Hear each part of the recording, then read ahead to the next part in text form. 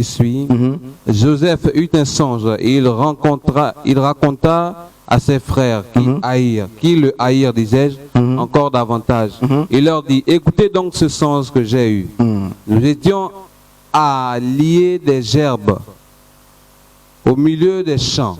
Et voici ma gerbe se leva et se tint debout, et vos gerbes s'entourèrent et se prosternèrent devant elle. Ses frères lui dirent, est-ce que tu régneras sur nous? Est-ce que tu nous gouverneras? Et ils le haïrent encore davantage à cause de ses songes et à cause de ses paroles. Et il eut encore un autre songe et il le raconta à ses frères. Il dit, j'ai eu encore un autre songe, et voici le soleil et la lune et 11 étoiles se prosternaient devant moi. Le soleil, la lune et 11 étoiles. Et 11 étoiles qui se sont prosternées devant lui. Devant Joseph. Est-ce que les étoiles, les 11 étoiles, n'est-ce pas, le soleil et la lune se sont présentés, se sont prosternés devant la fleur? Parce que le premier songe montrait que Joseph était une fleur supérieure devant laquelle les autres fleurs s'inclinaient. Maintenant, ici, devant quelle espèce, n'est-ce pas, la lune, les 11 étoiles et le soleil sont prosternés. Hein, frère, devant? Non. Devant? Oui, mais devant qui? Quoi? Joseph était quoi ici? Une plante, un roseau. On continue la lecture. Joseph était la 12e étoile. Donc, les 12 étoiles, le frère Frédéric disait, les 11 autres, c'était ses frères, justement. Donc, Joseph était la 12e étoile, donc, qui, n'est-ce pas, parce que les 12 étoiles constituent les 12 enfants de Jacob. Donc, on se rend compte que la mère, n'est-ce pas, le père et les 12 autres frères se sont prosternés devant une étoile. Oui, continue, frère. Verset 10. Il le raconta à son père et à ses frères. Son père le réprimanda et lui dit, que signifie ce songe? Que signifie ce songe que tu as eu? Faut-il que nous venions, moi, ta mère et tes frères, nous prosterner en terre devant toi? Ça va, merci. C'est bon. Donc, on a compris que jusqu'ici, n'est-ce pas, mes amis, ce sont des prophéties bibliques, des préfigurations. Et Joseph est l'une, n'est-ce pas, lorsqu'on parle, n'est-ce pas, l'étude symbolique, Joseph est aussi l'image, n'est-ce pas, le micro s'il te plaît. Joseph est aussi l'image, n'est-ce pas, du Messie, devant qui tout genou fléchisse, n'est-ce pas? Et donc on a compris que la femme en question, d'abord c'est Ève, parce que Ève, mes amis, c'est la mère de tout ce qui existe. Ensuite, on a compris que la femme en question, c'est aussi Marie, d'après Ésaïe 7, 14 et Genèse 39, 5 à 11, nous fait comprendre que, n'est-ce pas, cette femme en question, ceci n'est-ce pas, Israël aux E2 nous l'a dit. Donc, on est situé.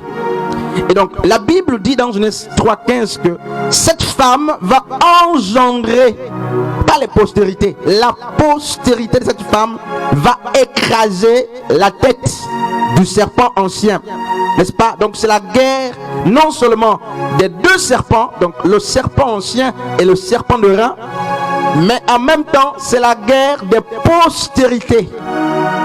Donc selon la pensée de Dieu, il n'existe que deux races sur la terre. Ça, c'est comme ça que Dieu voit. Pour Dieu, il n'y a que deux races, la race de vipères et la race des élus, la postérité du serpent et la postérité de la femme. Maintenant, le problème, c'est que les gens ont du mal à accepter. Romains 1er, à partir du verset 1 à 13, on a pris juste ce passage. Les gens ont du mal à accepter qu'il y ait, n'est-ce pas, au milieu de nous, des personnes créées, destinées à la destruction. Or, la Bible dit que Caïn était du malin. Est-ce que c'est pour autant que c'est Satan qui l'a créé? Non, frère. Donc, depuis le commencement, on comprend qu'il y a des personnes qui n'appartiennent pas, n'est-ce pas, à Dieu. depuis l'origine, n'est-ce pas, avant la création, il y a des personnes, mes amis, qui sont les vases. Paul dit des vases de la colère, qui sont destinés à la colère de Dieu. Et il faut percer ce mystère dans l'église. On va voir quelque chose, n'est-ce pas? La Bible parle tantôt de brebis, tantôt de boucs. La Bible parle tantôt de livret, tantôt, n'est-ce pas, du blé. Et comment se rendre compte que j'ai en face un blé, en face de moi c'est livret? Une question, mes amis, qui constitue, mes amis, le sature, même de ce moment-là. Comment? Parce qu'il faut que les gens, n'est-ce pas, ont cette intelligence spirituelle pour discerner les voies du serpent. Qui est serpent? Les pasteurs peuvent être de la sémence, n'est-ce pas, du serpent. Les prophètes peuvent être de la sémence du serpent. Et 1 Timothée chapitre 3, 1 Timothée 4, même Matthieu 24, ces passages nous disent clairement que dans les derniers temps, il y aura un grand réveil de faux prophètes. Des faux prophètes qui vont, n'est-ce pas, égarer le peuple de Dieu. Donc, qui est de la sémence, n'est-ce pas, du serpent? Mais ce n'est pas le frère que tu vois dans le bar, d'abord. Ce n'est pas comme ça que ça se passe. Qui est de la sémence du serpent? Ce n'est pas forcément les gens qui mènent une vie de débauche. Non. Donc, la sémence du serpent ne peut pas être discernée sur, n'est-ce pas, ce qui est tellement physique. Il faut le discernement. Et mes amis, allons-y lire, n'est-ce pas, Matthieu chapitre 3, à partir du verset 1er, Matthieu 13 plutôt. On va lire très vite, Matthieu 13.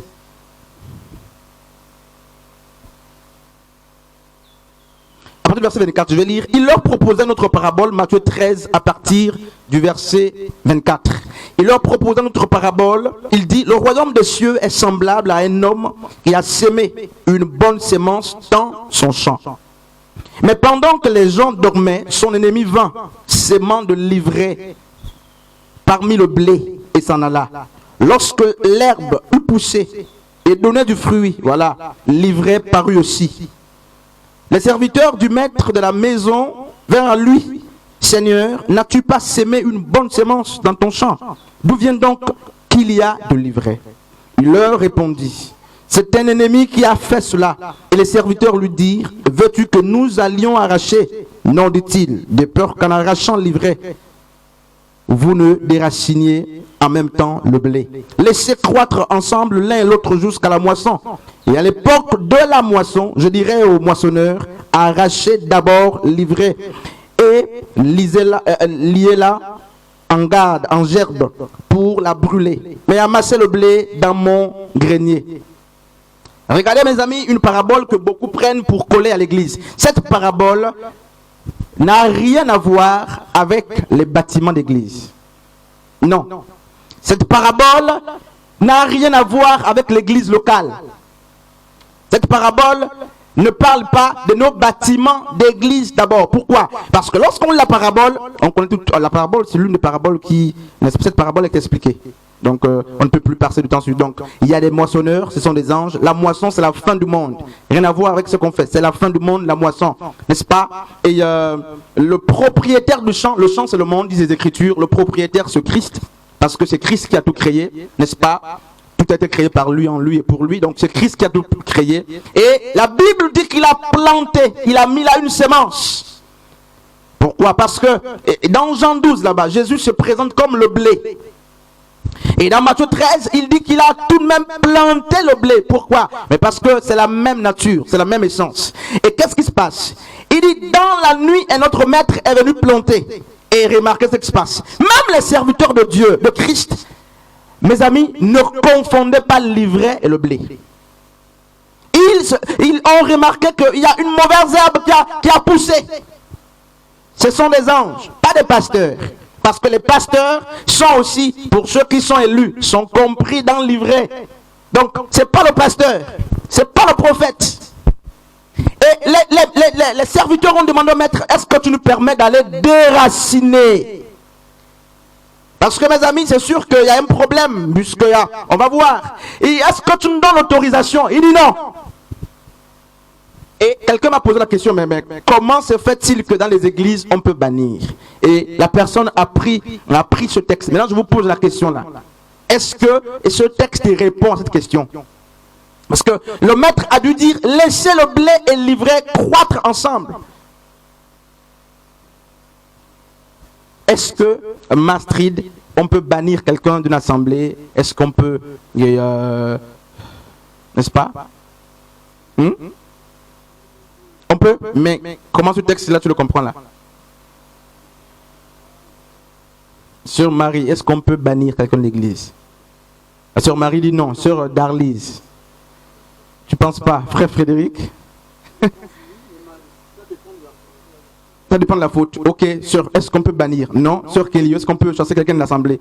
Non. Sœur Dorian? Non. Oui. Voilà, donc la parabole de Matthieu 13, je disais,